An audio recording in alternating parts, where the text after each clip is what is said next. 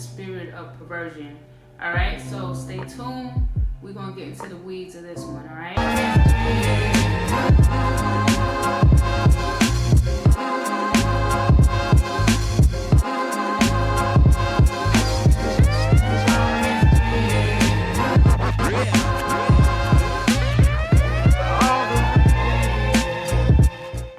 So we're going to talk about the spirit of perversion, all right?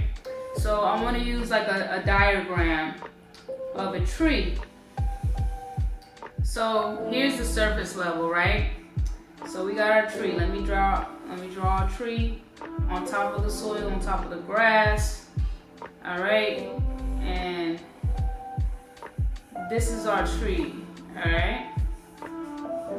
And within the tree, we got branches. Alright, so we got a couple things there. Boom, boom, boom. And what we don't see are the roots. So we got the roots in the ground.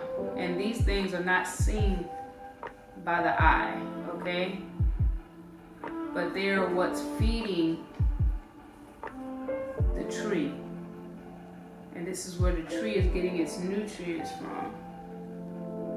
The ground, okay? So far, this is my little makeshift tree. Don't laugh too much at my tree, all right? Now, we got the root. And this root is perversion. All right? This root is perversion. So there's certain fruits that are produced from the root of perversion.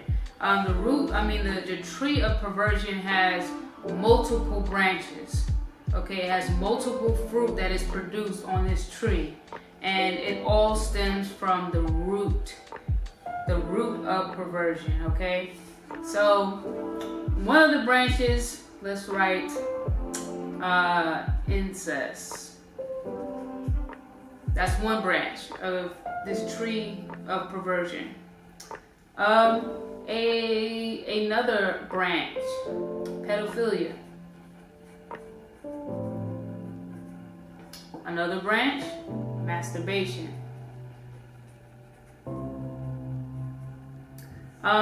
Another branch, let's see, voyeurism. That is people who get sexually gratified from watching other people have intercourse. Let's see. We're going to write pornography on another branch. What are some other fruits of the spirit of perversion? We are going to write bestiality on one of these branches.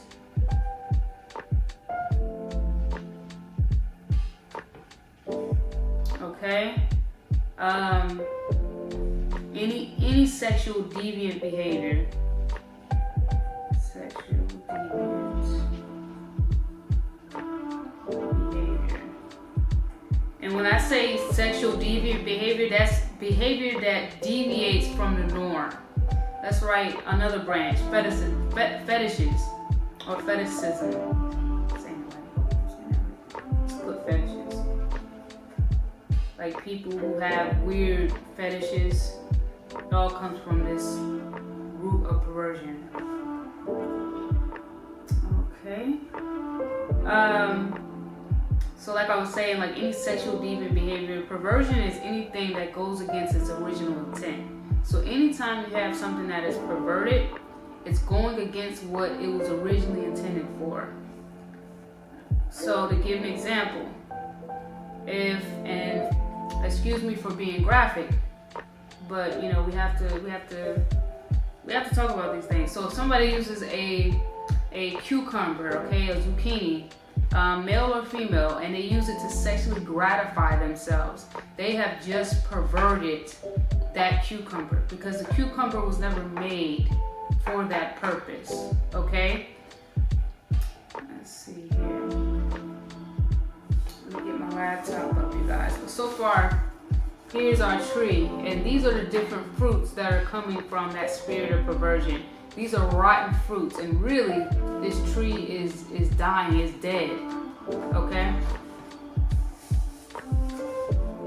So, give me 1 second so we can pull up some definitions.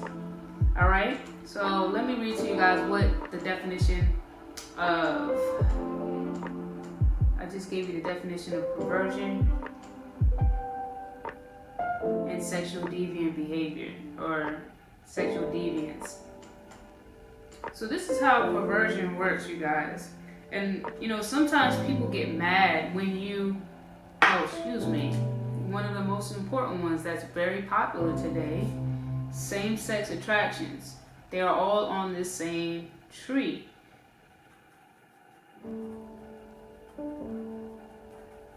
So anything that deviates from the norm, it's not normal for a man to be with a man. It's not normal for a woman to be with a woman. Okay? So there you have, that's just a few branches of this tree. It's only a few branches. Perversion produces a lot of rotten fruit, but its roots, these are the things that we don't see. This is what's feeding this tree, is this perverse spirit. Okay? So a lot of times you'll have people that want to deal with surface level things, like they want to address the fruit, but not the root. So until we as a society start to address the root, this is not going to change. Until this is addressed and this is uprooted. So, like I said, many things come from the spirit of perversion. Masturbation, pornography is on this tree. And as I was saying earlier, a lot of times people in the LGBT community do not like when you say, when you put same-sex attractions and say bestiality in the same sentence. You know, they say that's extreme, but is it really extreme? Because here's the thing about sexual deviant behavior. And this is the thing about porn. When you watch porn, it starts out on like, it's a scale, okay? Let's just use an example of a scale. So you start out maybe at a low level, okay? And you have a certain tolerance, okay? The more you watch and look at just certain categories, certain videos, the more intolerant you become. And the more it's going to take to sexually gratify you as it did when you first started watching it. It's like a drug, you know, like somebody who was an addict and they start out, you know, maybe smoking weed, and that builds. Then it goes from weed, then they might try pills, might start popping pills, and then they might move up to coke. Like, it's a gradual progression. And that's the same way with how perversion works. You start out, you know, watching, you know, categories straight or heterosexual interactions, right? Then it gradually gets more deviant because you're going to need more to stimulate you. So you start out with heterosexual encounters, and then it starts to get more dark, you know. And one of the statistics I recently read, let me go here and read this to you guys. Let's see. This is from the website Fight the New Drug. Fight the New Drug. This was back on August 28th of 2019. It says, this is the title, Teen. Why has this porn category topped the charts for 6+ years? Now think about that. Y'all, think about that. Seriously, let that sink in. The most searched category on popular porn websites is the category teen. Okay? So people are getting aroused. They're getting turned on by people who look young, who look under the age of 18. And again, porn is a 10 to 15 billion dollar industry in the US alone. So when you have a society that is fixated, and it's not just teenagers watching other teens, okay, let's clear that. But when you have a society that is watching and getting gratification off of looking at young girls, young boys, what do you think the fruits of that will be? I mean, this is the reality that we are in, and nobody wants to talk about this. Nobody wants to talk about the negative impact masturbation and pornography has on society and has on relationships, marriages. Okay? So let me read this.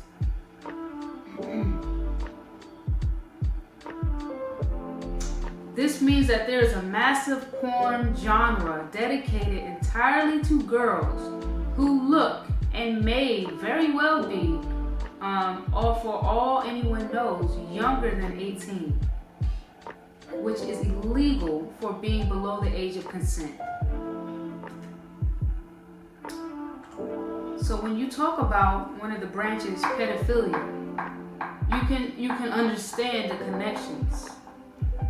For a man to be attracted, sexually aroused by a young girl, that's a problem. And where does that come from? Perversion. Because perversion, as we said, is anything that goes against what it's originally intended for. It's not intended for a grown man to be attracted to a little girl. That's not normal. But nobody wants to address the elephant in the room. And that's why the society is deteriorating. We see it.